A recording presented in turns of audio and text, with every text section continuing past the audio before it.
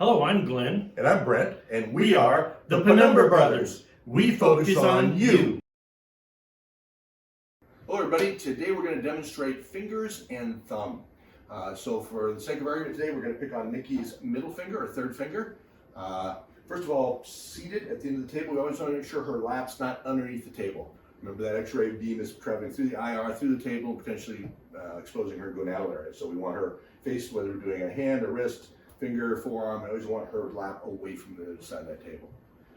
So let's zoom in for you a little bit here. We're going to do 3 views of the middle finger. First is a PA view.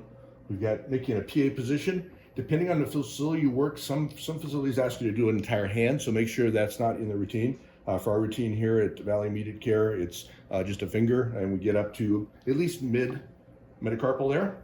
So we've got our nice PA position. Always remember your marker out there outside the anatomy.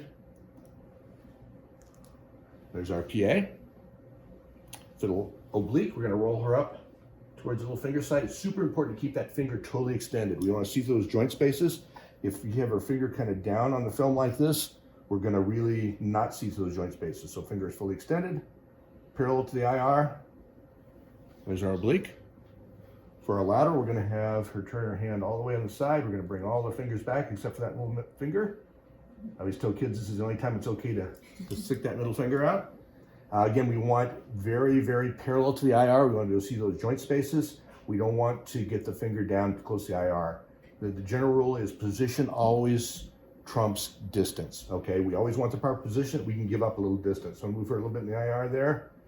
Again, super important that she's in a lateral position. I use this nail bed. I'm going to roll her back just a little bit more so that nail bed is perpendicular to the IR.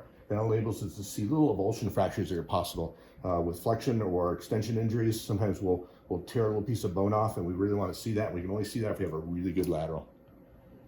So there's our middle finger. Let's switch over to our thumb. So Nikki, I'm going to have you place your hand flat on the IR. Okay, we're going to center the thumb with a hand in a PA position. The thumb is actually in oblique position. So it's oblique position. Again, I'm looking at this nail bed. Looks like a nice oblique position.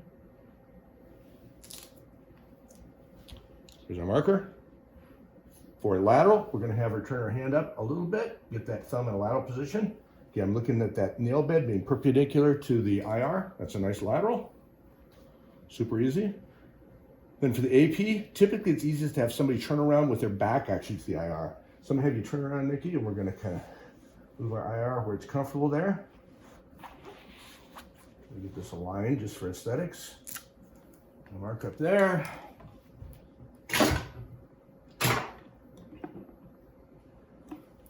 And back just a little bit more. Again, I want that nail bed flat on the IR. It means I've got a good AP of that thumb. And there's our thumb and finger. Thanks, everybody. Thanks for watching. If you like what you saw, hit the subscribe and notification button. See you soon.